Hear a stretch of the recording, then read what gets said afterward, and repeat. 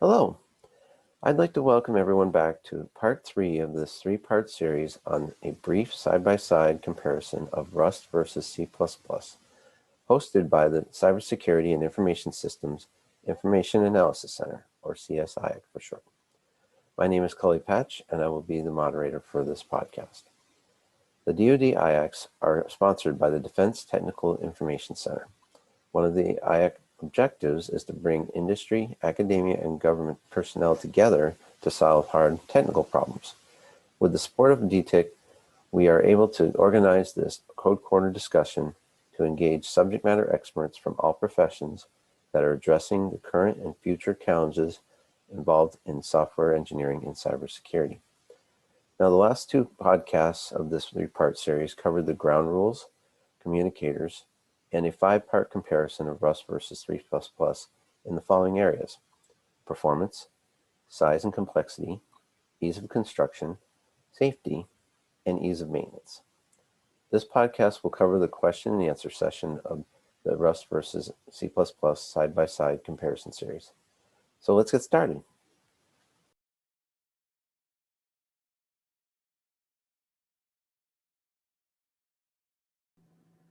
Well, thank you, Dr. Fawcett. I really appreciate it, and Mike.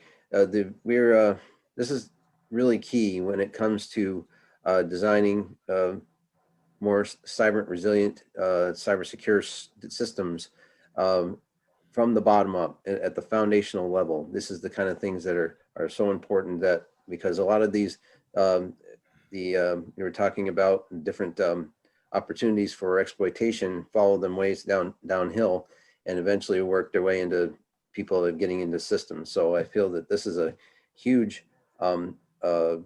hugely important undertaking to be able to look at this from the program language standpoint. So with that, I would like to ask you a couple of questions. The first question was that, what is the 2 most security-oriented features when comparing Rust to C++? So Rust's providing by construction, guaranteeing memory safety and data race safety.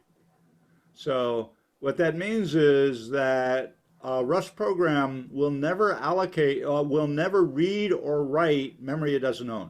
Guaranteed, it will never read or write memory it doesn't own. C++ can't make those, by convention it can make those guarantees, but it can't guarantee that a developer has used all the conventions. But Rust, in order to build, you are unable to read or write memory you don't own. You can't have dangling pointers, and you can't have races for data. You can't have 2 threads trying to read and write the same piece of data at the same time. It doesn't mean that there aren't race conditions. No, it's in the nature of multiple threading that the various paths through these different threads are not necessarily completely deterministic or the same length. So it's possible to have a race condition, but it's not possible to have a data race. You can't have 2 threads. It's impossible to have 2 threads that are attempting to read and write data at the same time. Yeah. Have any comments, Mike? No, I think that's really well said, and those are some of the differences you get into, Cully, when you're running into. I think Dr. Fawcett hit it early on. You spend more time. It's easy to get a C++ program to compile quickly, but you spend a lot more time debugging for exactly those reasons. And contrary, the flip side is in the Rust world, you have to really pay attention and work with the ownership. That's really the ownership model that he's discussing there. You'll find that you spend more time, I think, getting things to compile, but once they do, they run much, much better in terms of the accuracy of because the language is facilitating so much of that safety for you on behalf of you at compile time. So it's that real differentiation between compile time and runtime there, and it makes a big difference. One other note, Cully. Mhm. Yeah, it's been widely reported that some very large percentage of vulnerabilities are due to memory unsafeties. Something like 70%. I'm Yep. not, I don't,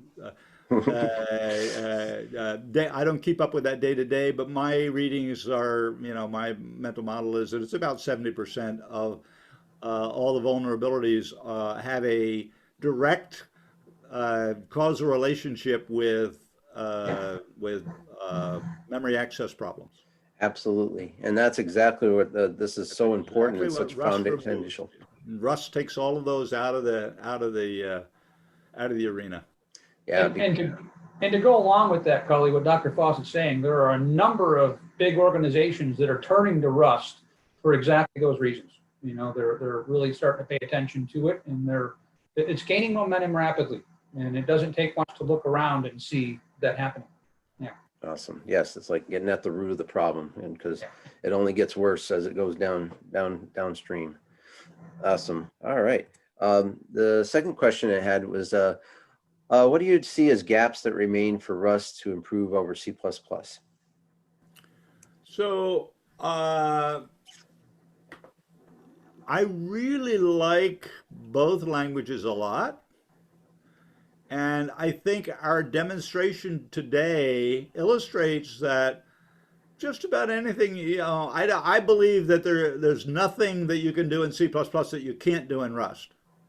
But you don't always necessarily do it in exactly the same way. Yeah. But the main issue for Rust right now is gaining developer share. Getting into production code. There's lots of, the Rust site lists 140 some companies that have code in Rust code in production, and Amazon has put out a notice that they're hiring. They intend to hire a whole bunch of Rust developers, and Microsoft has indicated a lot of interest in Rust. So I think that's all coming. But another thing I've read is that Rust is the second fastest growing language on GitHub of the programming languages represented on GitHub. So, that's coming, but it's certainly true that as of this moment, there's more C++ code out in production, and there are more jobs and more developers focusing on C++. But, Rust Day, the sun is rising for Rust. Yep. Yes. Yeah. Very much like a culture, it'll have to change a little over time, but I truly believe it's going to change more rapidly than it would normally, just because of this key process of fundamental security built in. Yeah. And I agree completely, Cully, with what Dr. Fawcett had stated. I think it really does come down to that awareness, community awareness, and user base. And also, it'll be interesting to see certainly you have an awful lot of C++ in college course curriculums, college campus. Right. I think we'll start to see more of that as faculty and students, as the interest and the need for it arises. You'll see, more of a push or an evolution toward it. That's just my opinion, but I feel strongly about that based on what I've seen, the trends. Yeah. Absolutely. Thank you very much. So then the last question is, if you wanted to become a Rust programmer, where would you start? So there's a ton of documentation out, almost too much. But there is a free ebook called The Rust Book, and linked to it on the Rust home site. And that's a good place to start. I think this website here, I've been accumulating a bunch of reference material and descriptions. I've got something called the Rust Story and stuff like that that I think will help a lot too. So if I were counseling somebody, I would say grab the Rust book and grab a link to this website and write some code. Yeah. Awesome. Yeah, it's all about getting into it, right? Actually doing it. It's all about getting into it. Yep. That's awesome. Mike, you have anything to add? That was well said, Cully. I don't. Write lots of code. That everyone knows that. Yeah. Oh, awesome. All right. Well, it's about time to wrap up today, but we thank you very much for offering your time, expertise, and perspectives to help provide everyone from developers to program managers to better understand how Rust can fundamentally improve resilience and survivability of software-intensive systems. For more detailed podcasts on Rust as well as C++ programming language, please use your search engine and type in CSIAC and Rust, and you should get to the CSIAC site. If not, you can go to https://www.csiac.org.